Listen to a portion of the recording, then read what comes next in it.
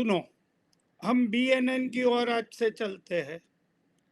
इसी को आप फर्स्ट लेक्चर मान लेना। भृगुनंदी नाड़ी क्या है? भृगुनंदी नाड़ी दो ऋषियों ने, जो राव सर ने दो ऋषि का अभ्यास करके उसको कंपाइल करके जो please everyone mute yourself. Mahavir ji आप अपने आप को म्यूट करिए। Mahavir Jain ji, Mahavir Jain ji, you are disturbing the whole class.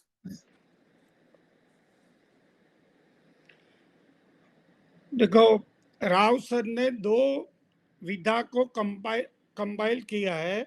एक है भृगु ऋषि की भृगु नंदी नाड़ी और भृगु नाड़ी, और नंदी ऋषि की नंदी नाड़ी। ये दोनों को कंपाइल करके राव सर ने भृगु नंदी नाड़ी का क्रिएशन किया है। ये दोनों कहाँ से लाए? ये दोनों ऋषि, तो आप पूरी बात सुन लीजिए। जब शंकर जी ने अपना ज्ञान पार्वती माता को दिया और पार्वती माता के पास सप्त ऋषि गए, वो सप्त ऋषि में नंदी ऋषि भी थे और भृगु ऋषि भी थे, और पार्वती माता ने ये पूरा ज्ञान पार्वती माता ने दिया है।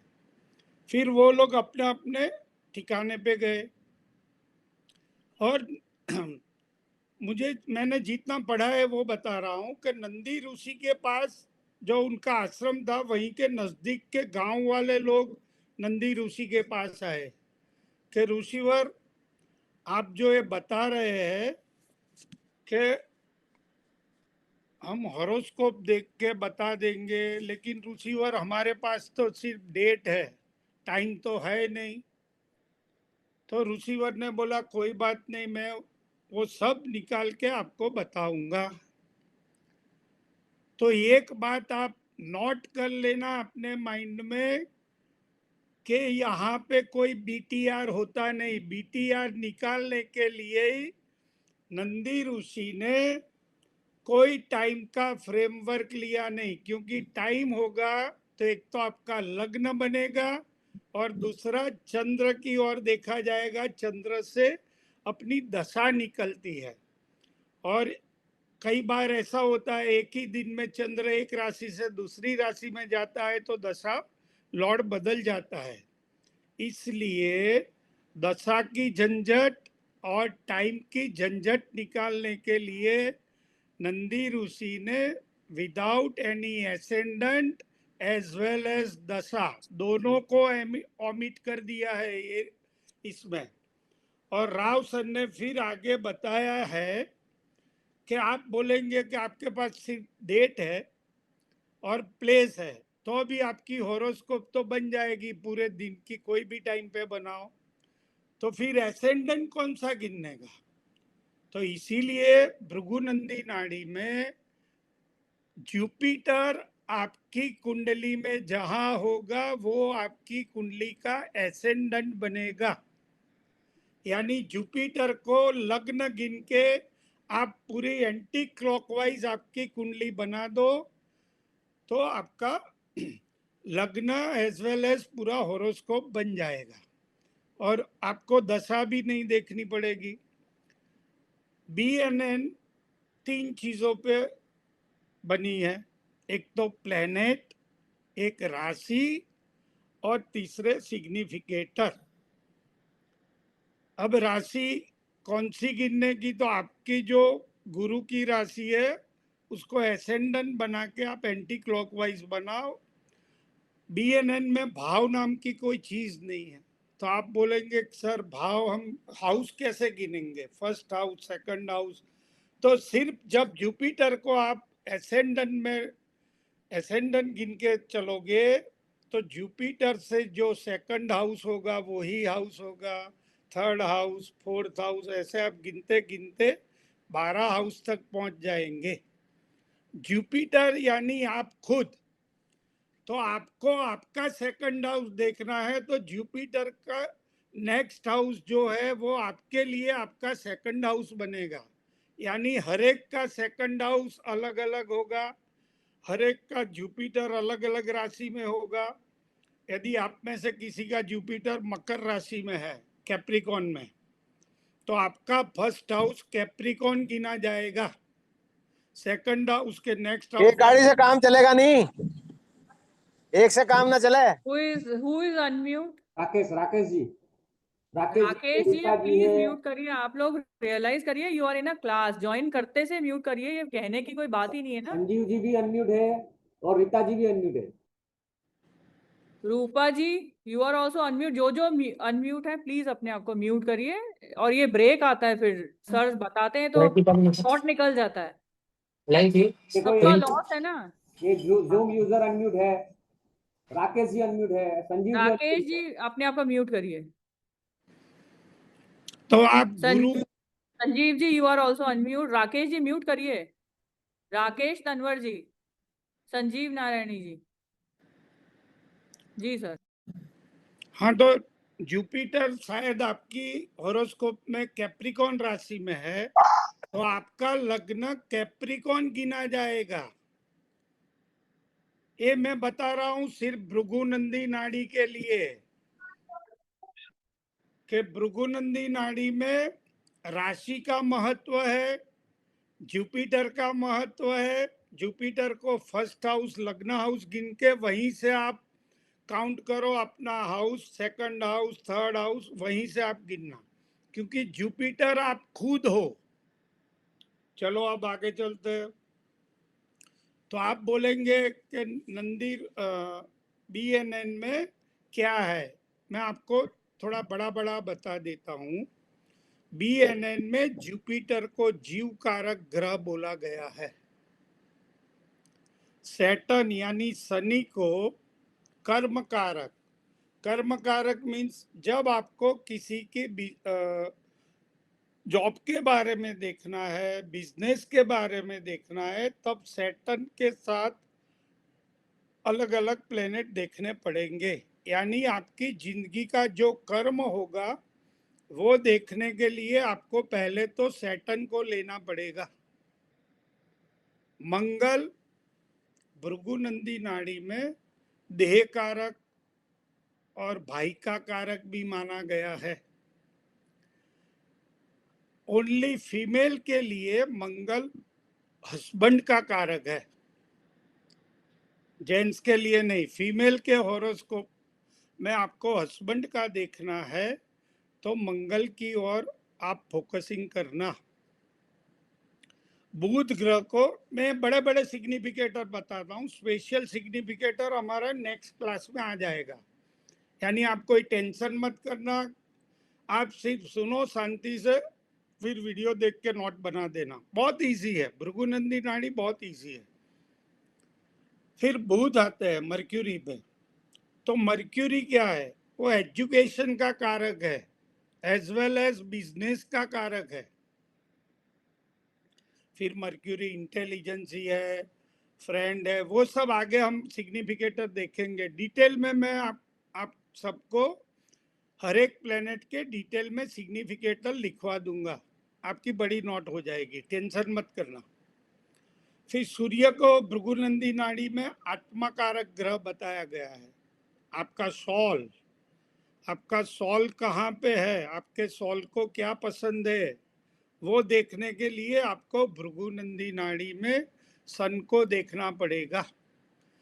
वैसे भृगुनंदी नाड़ी में सूर्य को पिता का कारक भी बोला है और पुत्र का कारक भी बताया गया है।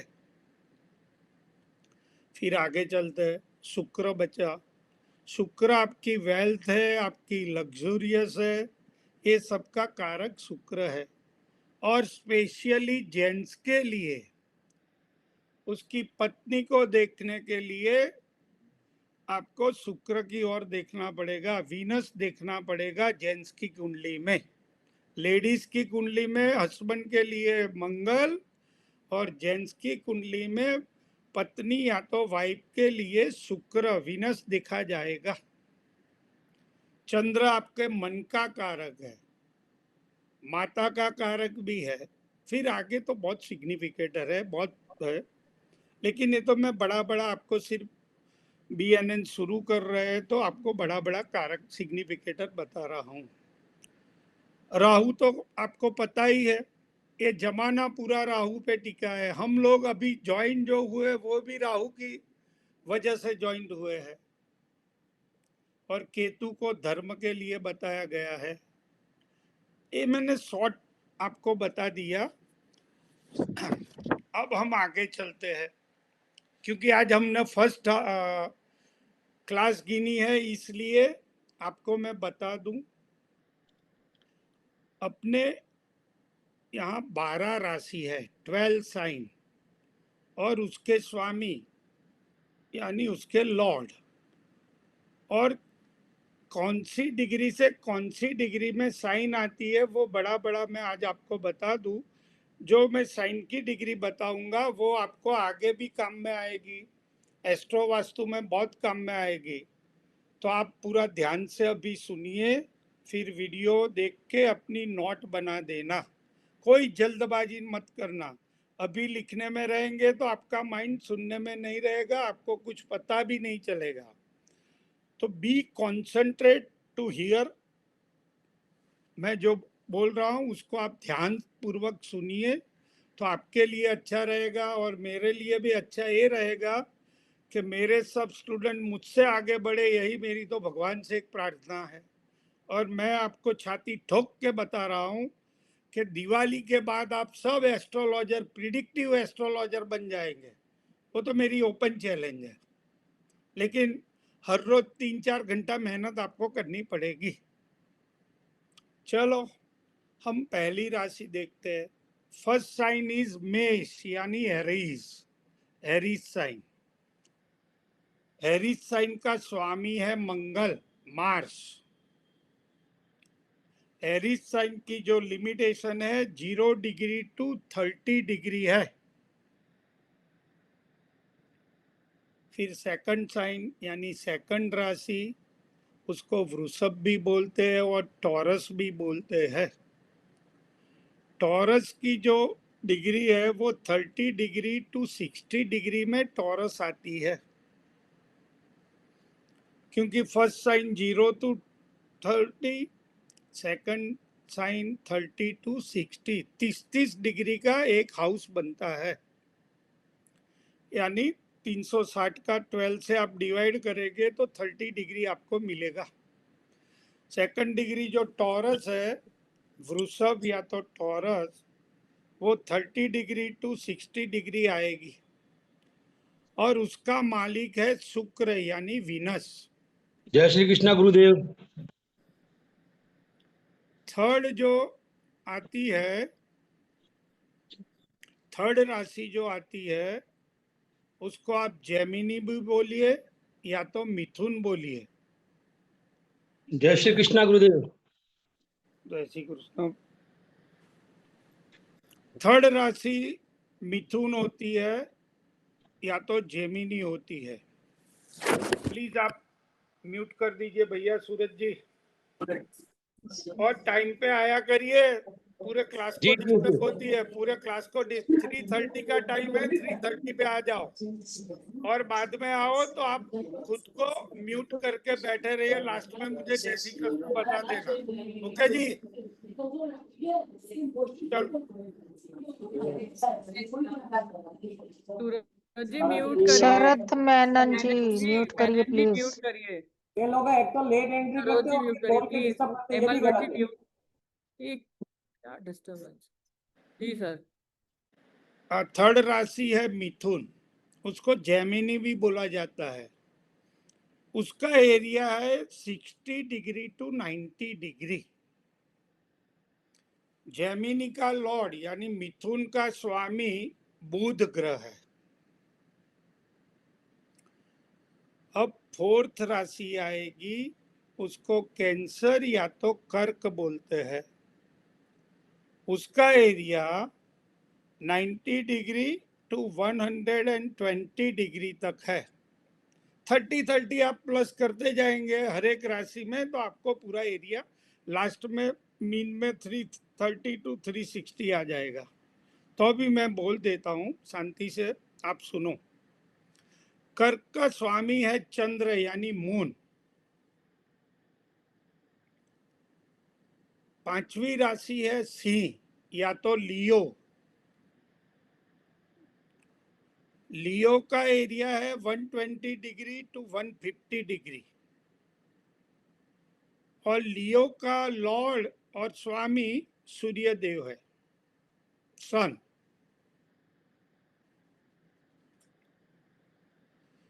सिक्स, छठी राशि विर्गो या तो कन्या, वो 150 डिग्री टू 180 डिग्री पे आएगी।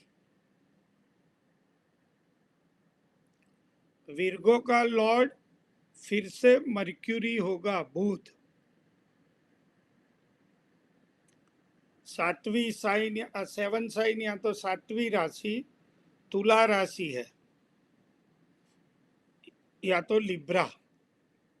तुला का एरिया है 180 डिग्री टू 210 डिग्री। उसका लॉर्ड शुक्र यानी वीनस है। 8वीं राशि आएगी वृश्चिक या तो स्कॉर्पियो। स्कॉर्पियो का एरिया बताऊं 210 टू 240 डिग्री। उसका स्वामी या लॉर्ड मंगल, मार्स। वृश्चिक का लॉर्ड मंगल। 9वीं राशि धनु राशि आएगी, उसको सैजिटेरस भी बोलते हैं। वो 240 टू 270 डिग्री तक होती है। सैजिटेरियस या तो धनु का स्वामी है गुरु, जुपिटर। 10वीं राशि है कैप्रिकॉर्न या मकर।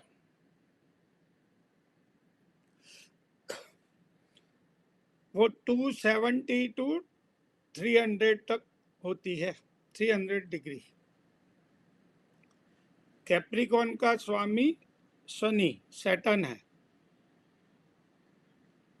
11वीं राशि कुंभ या तो एक्वेरियस,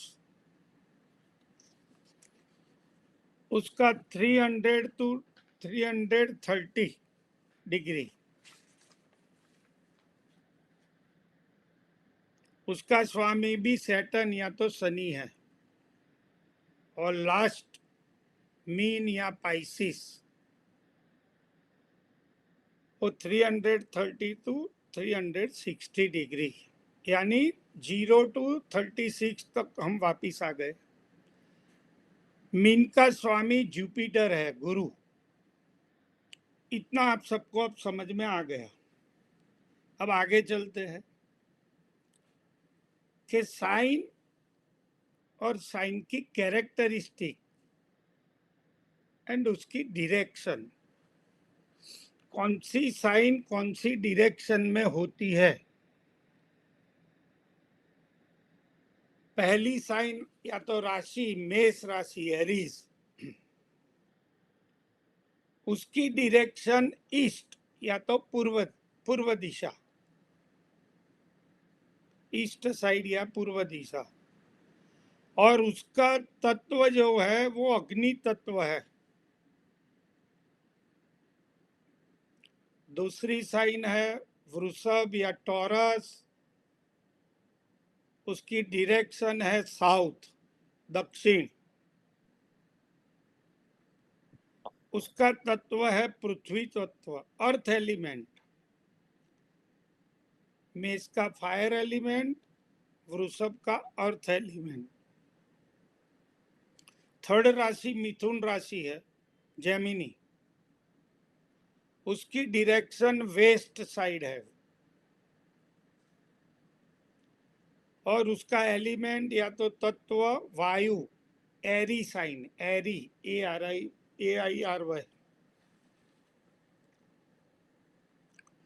फोर्थ राशि है साइन कर्क या तो कैंसर। उसकी डायरेक्शन नॉर्थ, उत्तर डायरेक्शन है। और उसका एलिमेंट है वाटर एलिमेंट, जल तत्व। अब यहां से आप सुनो, एक मैंने आपको 4 एलिमेंट लिखवाया। पहला लिखवाया फायर एलिमेंट, दूसरा लिखवाया अर्थ एलिमेंट, तीसरा लिखवाया एरी एलिमेंट और चौथा लिखवाया वाटर एलिमेंट, या तो अग्नि, पृथ्वी, वायु, जल। वही का वही अगेन रिपीट होगा 4 साइनों में। सुनो, सी या तो लियो, उसकी डायरेक्शन भी वही रिपीट होगी। डायरेक्शन मैंने मेष की लिखाई पूर्व, ईस्ट, तो लियो की भी डायरेक्शन ईस्ट या तो पूर्व, और लियो का एलिमेंट भी फायर या तो अग्नि तत्व। तो आप सुनोगे तो जल्दी समझ में आ जाएगा कि वही क्रोनोलॉजिकल ऑर्डर से आप लिखते जाओगे तो जो छठी कन्या राशि विर्गो है उसकी डायरेक्शन साउथ या तो दक्षिण आएगी, और उसका एलिमेंट अर्थ या तो पृथ्वी तत्व आएगा। तुला या लिब्रा, उसकी डायरेक्शन आपने आगे समझी तो मिथुन की जो डायरेक्शन थी वही लिब्रा में आएगी, तुला में आएगी, वेस्ट डायरेक्शन आएगी। और वेस्ट डायरेक्शन का मैंने एलिमेंट आपको एरी एलिमेंट लिखवाया, या तो वायु तत्व। और वृश्चिक राशि और स्कॉर्पियो, उसको स्कॉर्पियो भी बोलते हैं, उसकी डायरेक्शन नॉर्थ या तो उत्तर। उसका एलिमेंट मैंने आपको वाटर एलिमेंट, जल तत्व लिखवाया। अब आप सोच लो, आप याद कर लो, पहले 4 जो राशि थी वो 5, 6, 7, 8 वही रिपीट हुई, और वही रिपीटेशन अब 9, 10, 11 और 12 में आएगी। तो 9th राशि, 9th साइन है धनु राशि या तो सेजिटेरस, उसकी भी डायरेक्शन ईस्ट या तो पूर्व आएगी, और उसका एलिमेंट भी फायर या तो अग्नि आएगा। 10th कैप्रिकॉन या मकर राशि, उसकी डायरेक्शन साउथ या तो दक्षिण, और उसका एलिमेंट अर्थ और पृथ्वी। अब 11th साइन, 11th राशि कुंभ, एक्वेरियस, उसकी डायरेक्शन वेस्ट, और उसका एलिमेंट एरी, वायु। और लास्ट मीन या तो पाइसिस, उसकी डायरेक्शन नॉर्थ, और उसका एलिमेंट जल यानी वाटर एलिमेंट। आपको इतना समझ में आ गया कि 3 राशि एक एक पर्टिकुलर 1 एलिमेंट की है। तो आप डायरेक्शन चार्ट बनाएंगे, अभी मैं सीख रहा हूँ इसलिए अभी वो बोर्ड में नहीं दिखा सकता हूँ आपको, नहीं तो मैं ग्रुप में डाल दूंगा फोटो, या जसमीत जी डाल देगी। एक चीज समझ लो, 12 राशि में 3 राशि पर्टिकुलर 1 एलिमेंट में आती है। 1, 5, 9 यानी मेष, सिंह और धनु, वो सब ईस्ट साइड की है, और उसका एलिमेंट है अग्नि या तो फायर एलिमेंट। अब चलते हैं दूसरी, 2, 6 और 10, उसका ट्राइन बनेगा, वो साउथ साइड, डायरेक्शन उसकी साउथ की है, और उसका एलिमेंट है अर्थ एलिमेंट, पृथ्वी तत्व। 3, 7, 11 मिथुन या तो जेमिनी, 7 यानी तुला और लिब्रा, और 11 कुंभ और एक्वेरियस। मिथुन, तुला और एक्वेरियस, कुंभ, उसकी डायरेक्शन आएगी वेस्ट, पश्चिम, और उसका एलिमेंट आएगा वायु यानी एरी, एरी एलिमेंट। और लास्ट में आएगी कर्क, वृश्चिक और मीन, यानी क्या बोलते हैं, ये तीनों राशि का डायरेक्शन आएगा नॉर्थ, यानी कैंसर, स्कॉर्पियो एंड पाइसिस, उसकी डायरेक्शन आएगी नॉर्थ, और उसका एलिमेंट आएगा वाटर एलिमेंट या तो जल तत्व। अब आपकी समझ में आ गया कि तीन तीन राशि एक एलिमेंट की है और एक डायरेक्शन की है।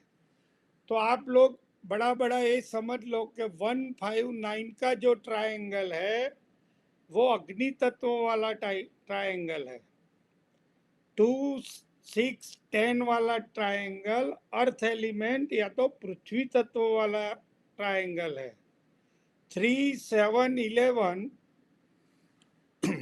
जो ट्रायंगल बनेगा वो आपका एरी साइन का ट्रायंगल बनेगा, और 4, 8, 12 ये सब मैं साइन बोल रहा हूँ, हाँ, कोई हाउस नहीं बोल रहा हूँ। आपके माइंड में भृगुनंदी नाड़ी में हाउस होता ही नहीं है।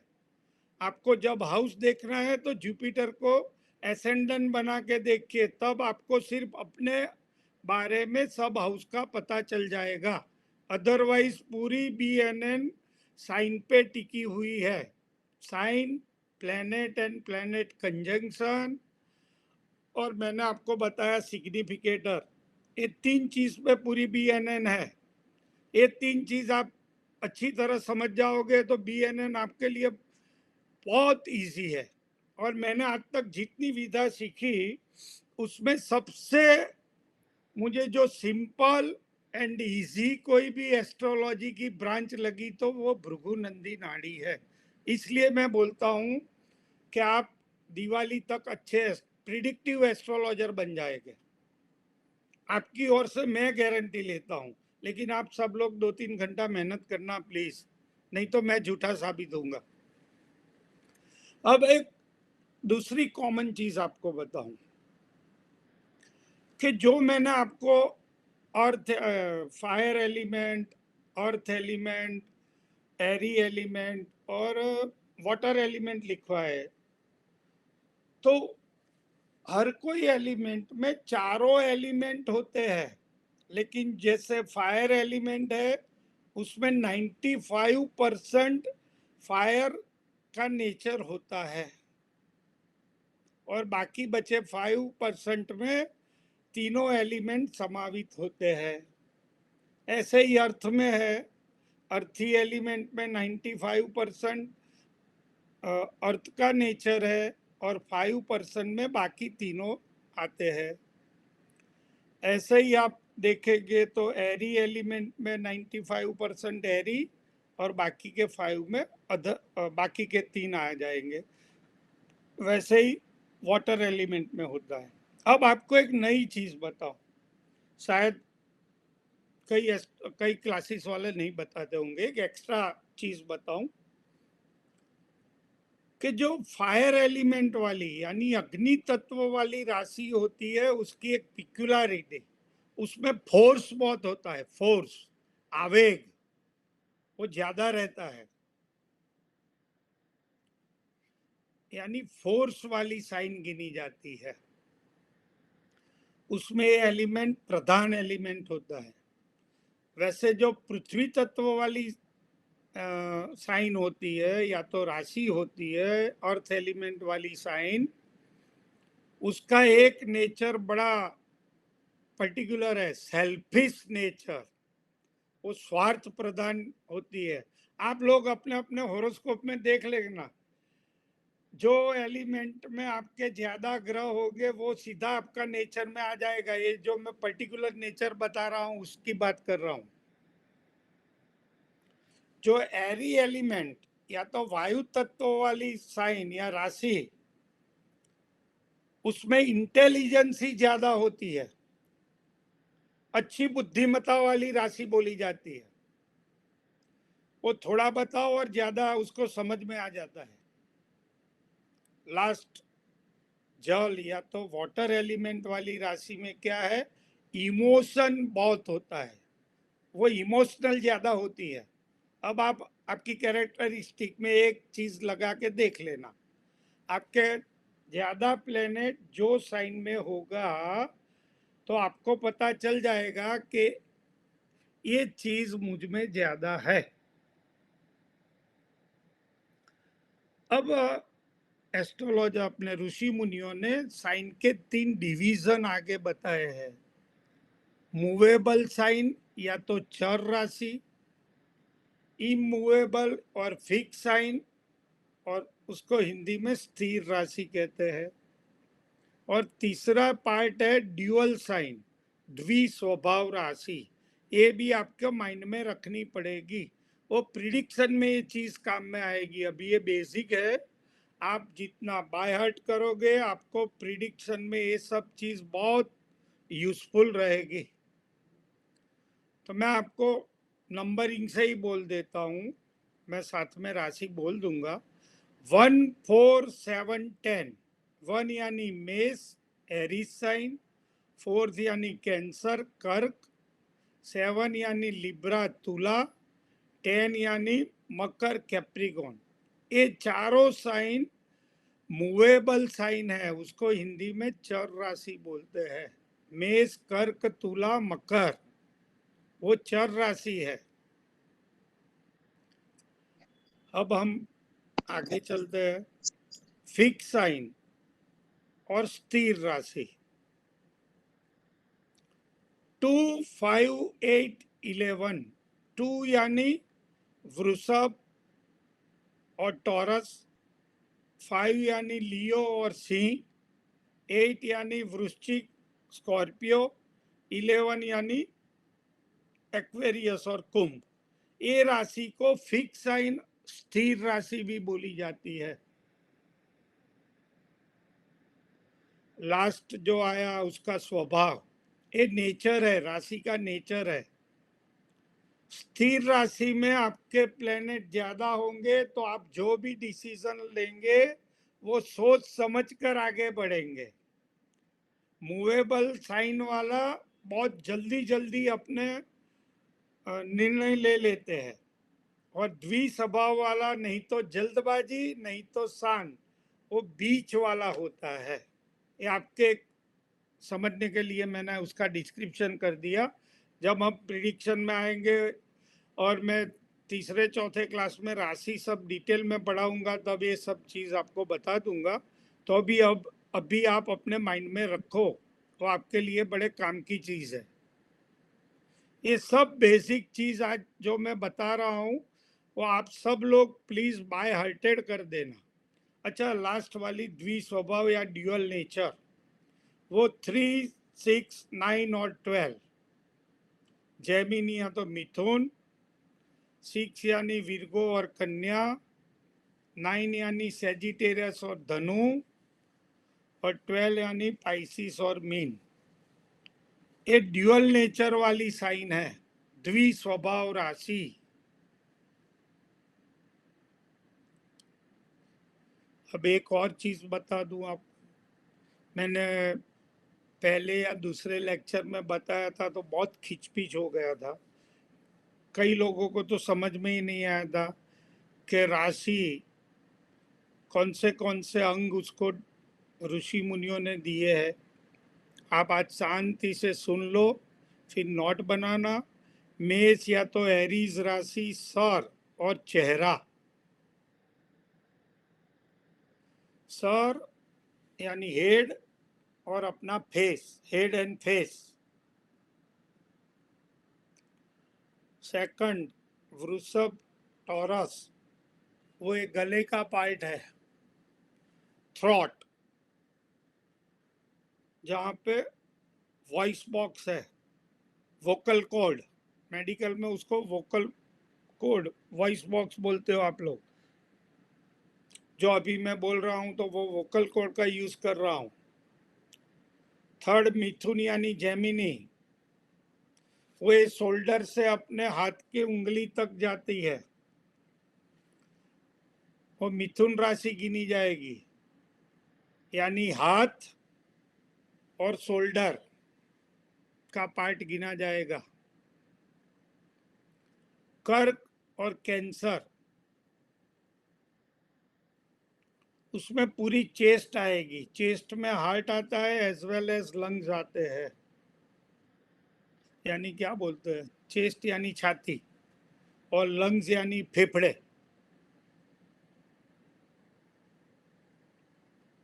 सिंह और लियो, चेस्ट और नाभि के ऊपर का पार्ट जिसमें स्टमक यानी जठर आएगी, उसको अपर एब्डोमेन भी मेडिकल में बोला जाता है। एब्डोमेन मीन्स पूरा आपका पेट। Upper part of the abdomen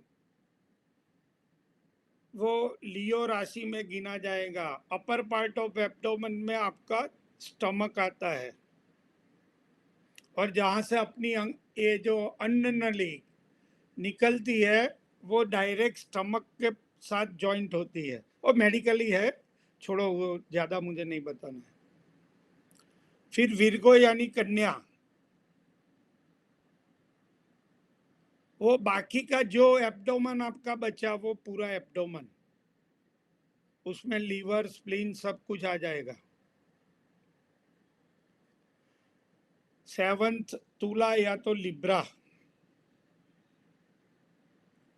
वो पार्ट जब आपका एब्डोमेन खत्म होता है और प्राइवेट पार्ट के ऊपर का जो पार्ट है बीच वाला, lower border of the abdomen and upper border of the private part, वो जो बीच वाला एरिया है, मिडल पार्ट ऑफ द, ये दोनों के बीच का मिडल वाला एरिया, 8वीं वृश्चिक राशि, वो जेनाइटल पार्ट्स आते हैं जिसको आप लोग प्राइवेट पार्ट बोलते हैं, मेडिकली उसको जेनाइटल बोलते हैं। 9th राशि धनु, जो हिप बोन वाला यानी थाई वाला साथड़, उसमें हिप बोन, बॉडी का सबसे बड़ा बोन थाई में है। आपकी बॉडी में सबसे बड़ा बोन हिप बोन बोलते हैं। हिप तो अपनी कमर वाला एरिया है और जो बोन वाला है वो दूसरा है। मकर कैप्रिकॉन, आपकी नी जॉइंट, क्या घुटना बोलते हो ना, हिंदी में घुटना बोलते हैं, knee joint. Kumbh Aquarius, knee joint, it's between tibia and medulla नहीं, लेकिन घुटना और एंकल जॉइंट, एंकल को क्या बोलते हैं मुझे हिंदी नहीं पता है उसका, आप लोग समझ लेना। जहां से फुट चालू होता है उसके बीच वाला एरिया, काप मसल जो आता है, काप मसल, वो एक्वेरियस में आएगा। और लास्ट मीन या पाइसिस, वो आएगी आपके फुट, जिसमें आप मोजड़ी सैंडल जूते पहनते हो वो।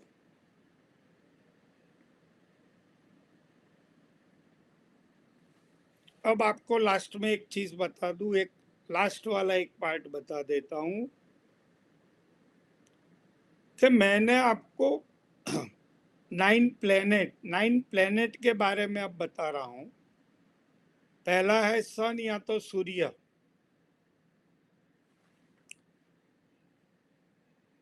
उसकी राशि या साइन कौन सी है, लियो और सिंह राशि। सिंह राशि का स्वामी सूर्य है। सूर्य मेष में उच्च का होता है, एरीज में, सन एरीज में उच्च का है, और नीच का यानी debilitated, exalted in Aries and debilitated in Libra और तुला, यानी क्या, नीच में, नीच वो बनता है तुला राशि में। और सन की मूल त्रिकोण राशि सिंह लियो है, वो याद रखना आप। ये सब चीज आपको बहुत काम में आएगी आगे आगे, इसलिए आज मैं बोल देता हूं। दूसरा प्लेनेट है चंद्र या मून। उसकी साइन है कैंसर यानी कर्क।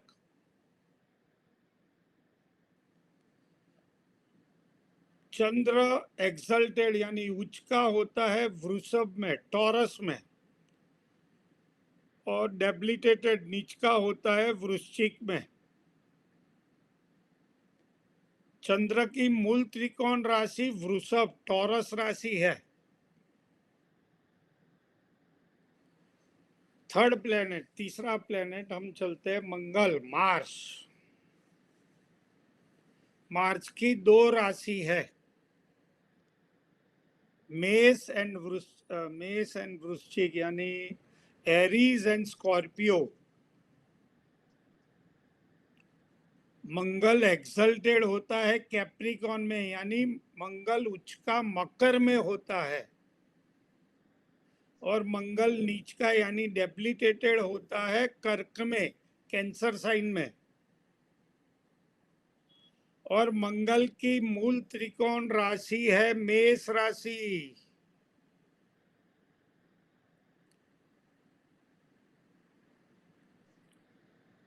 बुध यानी मर्क्यूरी, उसकी 2 साइन है, 2 राशि है बुध की, एक है मिथुन और दूसरी है कन्या, Gemini and Virgo. Budh exalted यानी उच्च का होता है कन्या में, विर्गो में, और बुध डेबिलिटेटेड या नीच का होता है मीन राशि में, पाइसिस में। बुध की मूल त्रिकोण राशि विर्गो है, कन्या राशि, कन्या राशि बुध की मूल त्रिकोण राशि। फिफ्थ प्लेनेट गुरु या तो जुपिटर। प्लीज कोई आवाज ना करे प्लीज। जुपिटर की 2 साइन है, Sagittarius as well as Pisces, धनु एंड मीन राशि। Guru exalted, Jupiter exalted in Cancer, कर्क राशि में उच्च का होता है। जुपिटर डेबिलिटेड यानी नीच का मकर राशि में होता है, कैप्रिकॉन में डेबिलिटेड होता है। जुपिटर की मूल त्रिकोण राशि धनु यानी सेजिटेरस साइन है, धनु राशि उसकी मूल त्रिकोण राशि है। छठा प्लेनेट शुक्र,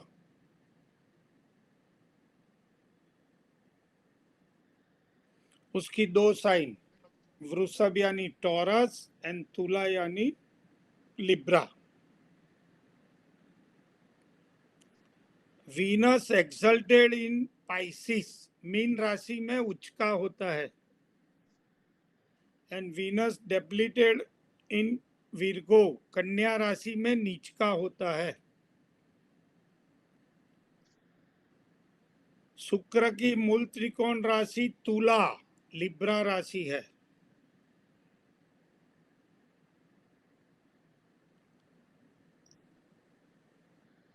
सातवां प्लेनेट सैटर्न या तो शनि। सैटर्न की भी 2 साइन है, Capricorn and Aquarius, Makar and Kumbh. Saturn exalted होता है लिब्रा में, तुला राशि में उच्च का होता है शनि, और शनि नीच का होता है। सैटर्न डेबिलिटेड इन एरीज, मेष राशि में नीच का होता है। शनि की मूल त्रिकोण राशि एक्वेरियस यानी कुंभ। अब राहु और केतु BNN में थोड़ा अलग होता है। राहु की राव सर ने राशि बताई है कुंभ, एक्वेरियस। राहु उच्च का होता है टॉरस यानी वृषभ में, एक्सल्टेड होता है, और नीच का होता है राहु वृश्चिक में यानी स्कॉर्पियो में। राहु की मूल त्रिकोण राशि कुंभ राशि है, एक्वेरियस राशि। और 9वां ग्रह केतु देव। केतु देव की राशि राव सर ने वृश्चिक बताई है, स्कॉर्पियो। केतु एक्सल्टेड इन वृश्चिक, स्कॉर्पियो में उच्च का होता है और राशि भी वृश्चिक है। केतु डेबिलिटेटेड नीच का होता है वृषभ में।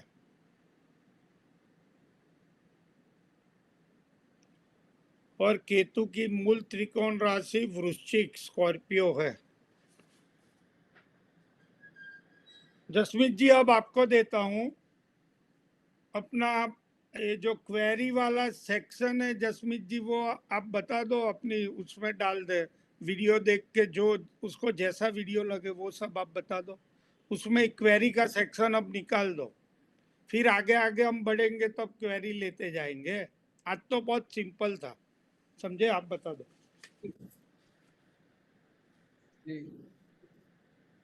तो आप लोगों की जो भी क्वेरी है, जैसा सर ने बताया है, आप जो चैनल है यूट्यूब का उस पर आप क्वेरीज डाल दीजिए, सर वहीं आंसर दे देंगे। और अगर कोई पर्सनल क्वेरी आपको लगता है आप यूट्यूब पे नहीं डालना चाहते हैं तो आप सर को मैसेज कर सकते हैं।